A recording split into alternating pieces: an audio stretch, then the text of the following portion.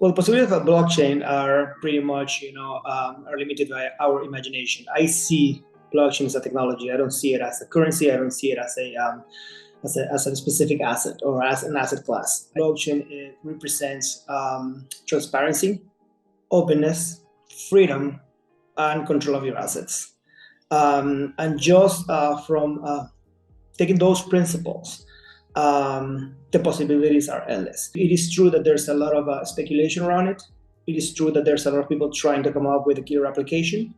The reality is we need to start approaching blockchain as it is, which is a collection of protocols, architecture, and platforms.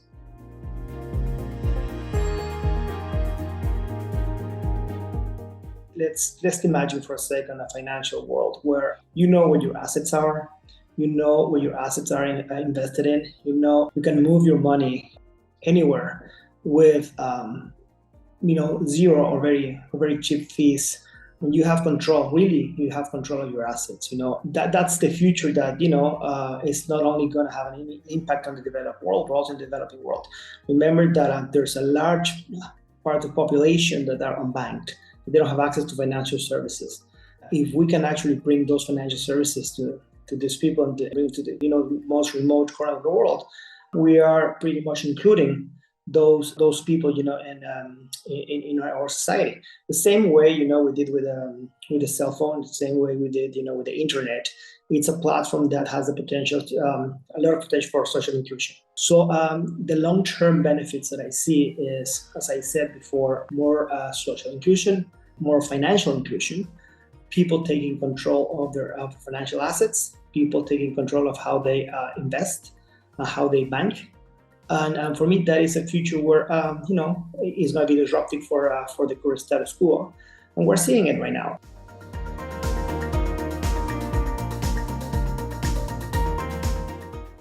In order for blockchain, to be mainstream, we have to remove a lot of barriers. The first barrier, pretty much, the first one is usability. It is for the average user is very hard, to interact with. It's still too abstract, and the user experience is still it's not the best. The first barrier is to make it more accessible and more usable for the average user. That's number one. Number two, it's also we need a better explanation. It's still too abstract, for the average person, to really understand what blockchain is. There's a lot of speculation. There's a lot of marketing that was misused. When we talk about blockchain, everybody thinks about digital currencies and NFTs and all this kind of stuff, which, by the way, they're part of it, but they're not it. So we need to educate people better, about what it is, what blockchain means, and crypto, as a technology. Or protocols and platforms or architecture, So there's a lot of work from our side that we need to do better explaining, what the power is. Also, we need to start creating applications that have some value in the day-to-day. If I ask somebody to give me an example of a real world, use case of crypto, they struggle. It's good for value storage. It's good maybe, for NFT speculation. But at the end of the day, we haven't really discovered, we haven't really created day-to-day killer application for those technologies. We're still figuring out, the power of it. We're still creating, making it better, and figuring out, what we can do with it. It's a normal process, a normal cycle.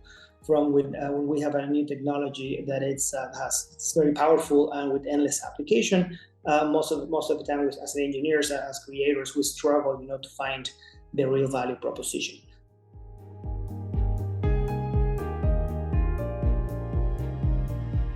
The reality is the world is already connected, so I think it's very important for countries to understand, these platforms, to understand the implications, and also to understand that in most of the cases they're unstoppable because they're going to be adopted by the users, whether governments like it or not. That's the reality. This is how things spread on the internet.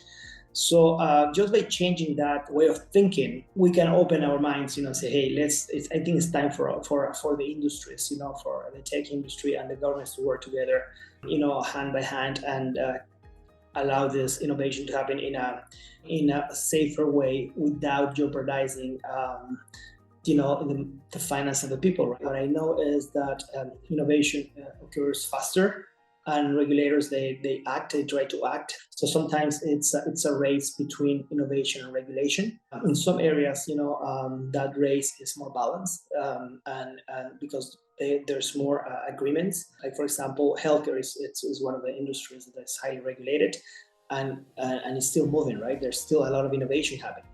So for financial services, there's also a lot of regulation. So my idea is regulation shouldn't become restrictions. Regulation should become an ally of innovation. Innovation at all cost is never good. I think the other thing that we need is we need to find a way to really work, with institutions and regulators. They are still struggling, to figure out what is this and how to create a right framework to protect not only institutions but also, the end user, which I think is fair. It's healthy for the whole ecosystem, to have some retrospection and analysis. Say, hey, what went wrong? What were the mistakes that we made? So we can rebuild better, with better risk management, with better controls, with better technology, and also with the more open systems where not only the institutions are protected, but also, as I said before, the end user. At the end of the day, this is the most important thing for a technology to be adopted, at a global scale. The regulators, in order to create a value, for this platform, these technologies, I think, I don't think that there's one stakeholder, that should lead this. I think we have to work, together. The good news is the ecosystem are still early. We're still figuring out, how this is going to work out, right? So I think it's the perfect timing, for regulators and application developers and all the stakeholders around this ecosystem, to work together. I don't think, to be honest, I come from my background. I've dealt with regulators, my whole life, so at the end of the day, regulation is absolutely necessary.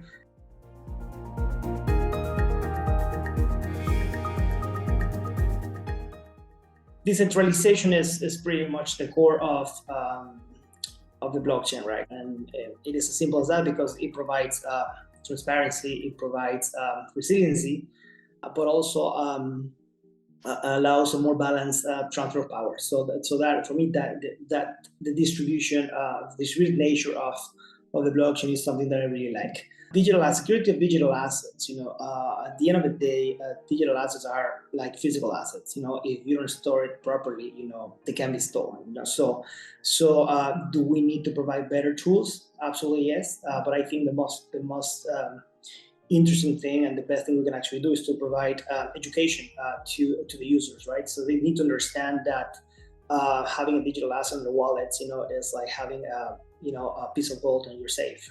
You have to treat it, the same way. So I think for digital, for security, it's a combination of education, better technology, better understanding of what a digital asset is, and also create institutions, right, that they can actually safeguard, digital assets for people, which, by the way, we already have, multiple examples of that. So I don't think the distributed nature and distributed nature of the architecture, just opens the door for vulnerability. On the contrary, if we play it right and we design it right and we use it right, distributed nature also means more resiliency and better and faster reaction time, to a threat. So everything is in the design.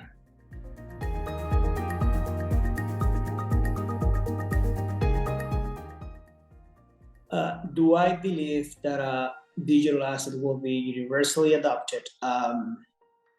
At some point. It's not going to happen overnight, and it's not going to be. This is not a binary answer. The internet was created like almost half a century ago. And I know it feels we're getting old, but it was invented a long time ago. It took, I think, the cell phones pretty much accelerated, this global adoption of the internet. There's so many developing countries that they didn't even have,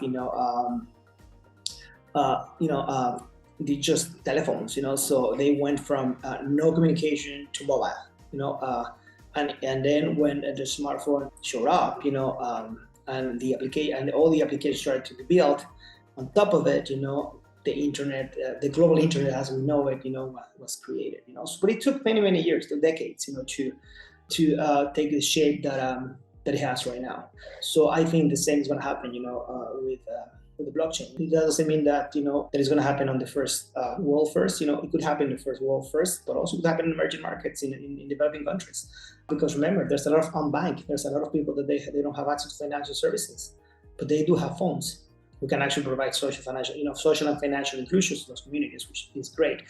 So the adoption is going to happen. It's going to start in some industries, it's going to start in some small segments of population, and as everything spreads, on the internet, new protocols, new applications, new platforms are going to show up, and people will adopt them. And I don't believe that in 50 years we're going to be using paper money anymore, right? At the end of the day, I'm not betting on one protocol. I'm not betting on one technology. I'm not betting on one token or one currency. I'm betting on the concept of the blockchain and the crypto, or the philosophical concept of what it is, the architecture behind it, the protocols behind it, and the new protocol that we're going to build on top, by enhancing and producing and learning from our mistakes and moving forward, pushing this ecosystem, to be better and to be faster, to be more reliable and to be more secure.